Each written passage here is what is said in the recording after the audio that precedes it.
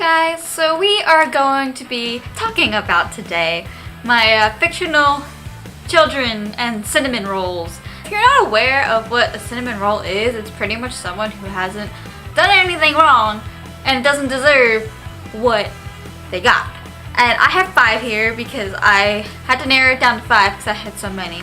And I'm just going to get right into them. I'm just going to get started because I can. Okay, I'm going to say this right now. I'm going to be spoiling a lot of stuff. Just putting this out there because I need to get out feelings about these characters. Just going for it. The first fictional character that I'm going to talk about is Newt from The Maze Runner. And he is my son. I always call him my son because he just doesn't deserve what happens to him. So if you haven't read any of the Maze Runner books, aka Maze Runner Through the Death Cure, I would advise turning away because I'm about to spoil some big news that you might not be aware of. So pretty much I think he's very innocent in Wicked's plans for curing the flare. And Newt, he doesn't deserve to have the flare. He's always been the glue to hold everyone together. He cares and understands for everybody. That's where he brings everybody together. And I'm gonna spoil because I can't say things without it being, he doesn't deserve to die. Because Wicked, they should have told him he was gonna die. They shouldn't have put him in the maze if he was going to die. So I want him to be alive again. Because if I have to listen to the audiobook of The Death Cure and hear him die, I'm just not gonna be ready for that, even though I read this a year ago. Along with Chuck. Okay, I'm gonna talk about Chuck for a second because Chuck, he's a precious cinnamon roll too. He is just a poor, innocent 12-year-old who's just affected by this stupid committee of Wicked, and okay, I'm done now. The other reason, getting back to my reasons why I think he's my son, is I like his accent, first of all, and the guy who plays him in the movies, Thomas Brody Sangster, he's just perfection. I'm sorry. He's so much perfection that I can't say how much perfection he is.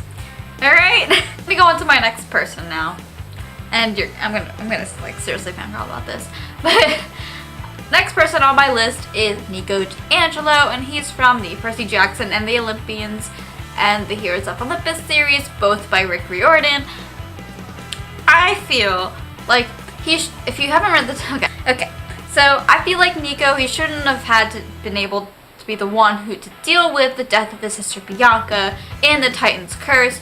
I feel like she shouldn't have died because then Nico wouldn't be the way he is. He would have been still this innocent kid, whereas now he's more of this kid who's just dealt with death and knows what it feels like to be shunned by his father. I still think he's as cute as a button, even though he's 16 and in a book series.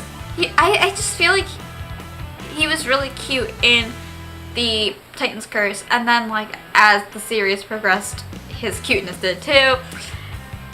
He's adorable. I can't deal with my heart shattering because of him. Also, I think he's very shippable with Will. And I like that, the light can balance out the dark. And I've said this in a previous video, but I love them so much. And my last point to be made about him is he's very dark and mysterious, as I said about the ship. But I like how he's very emo-ish inside because that's what I am in on the inside. I can listen to Screamo for hours on end because I'm so used to it. Next one is not very surprising because I have raved about this series, this whole entire channel, I swear to God, and that is Maximum Ride, or Max Ride from the Maximum Ride series. I love her because obviously she's in my favorite series and she just speaks to me on a spiritual level. I feel like she's badassery at its finest. She can pretty much rebel no tomorrow. She could be hell no, I'm not doing this. Get away from me, get me out of here, get me out of this situation. And I definitely do think she sort of softened up a little bit during the whole series, especially in the last book, and whoever read the last book, you know what I'm talking about. Because y'all know what I'm talking about here. Anyway, I relate to her in the sense that she cares about her family, about her flock, and I care about my family slash my flock. They're like my flock pretty much. And I care about them as much as she cares about them, and I love her so much. She is one of my favorite female characters. She's sort of a feminist, which I kind of like about her. And as I said, she likes to rebel. She doesn't like to conform. For example, she doesn't like to have her family go back into the school. I like to rebel sometimes, but like I just do little tiny rebellions. The next is another Max, and I think we all know where this is going. I don't know if you know where this is going, but I know where it's going. And his name is Max Lightwood. And we all know the feelings of what happened to Max Lightwood. I know he's such a cute kid. And again, he's cute in the sense of Nico cute too. Like, they're both cute. I relate to the Lightwoods because I have a younger brother. I don't know if you ever saw him, but he's my younger brother. And the Lightwoods care for their brother so much, and I care about my brother.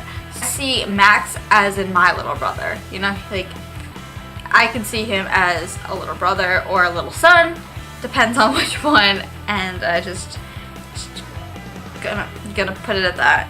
I like him because he always likes to help. He always wants to help, especially in, I think, City of Glass. I'm not sure which sad one that was.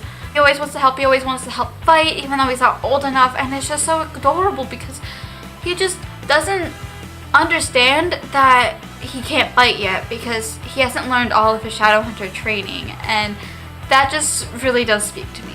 I'm not gonna cry. Not gonna cry. And if you've read the book where this event happens, you understand me. He shouldn't have died. He should have been killed. Cassandra Clare, why'd you do this to me?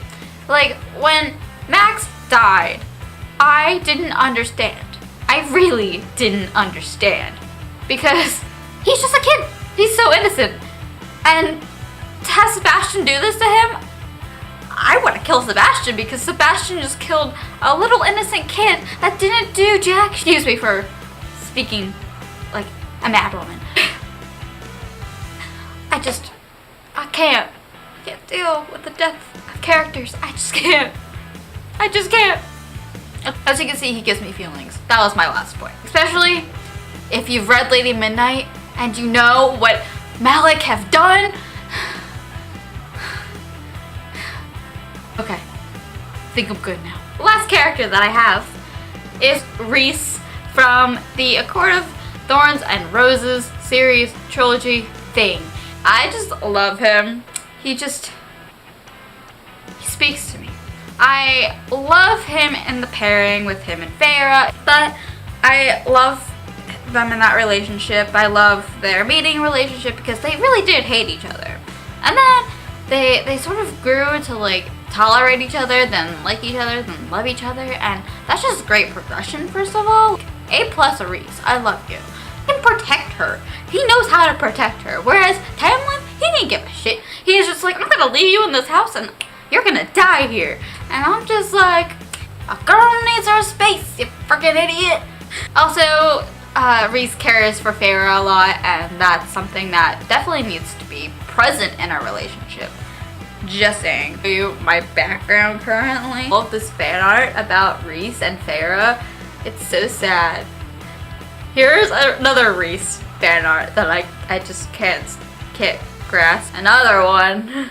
See, I've gotten obsessed to the point where I need fan art stuff in my life. The relationship, it gives me the feels, and I need something to that effect in my life. I just picture him as hot, like really hot, so that's why I'm sorry if I think I'm blushing. It's just that hot.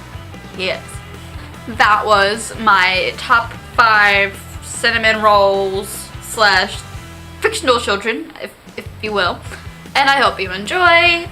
My name is Olivia, and you are on bookishbirdkid9's channel, and I hope to see you soon. And bye!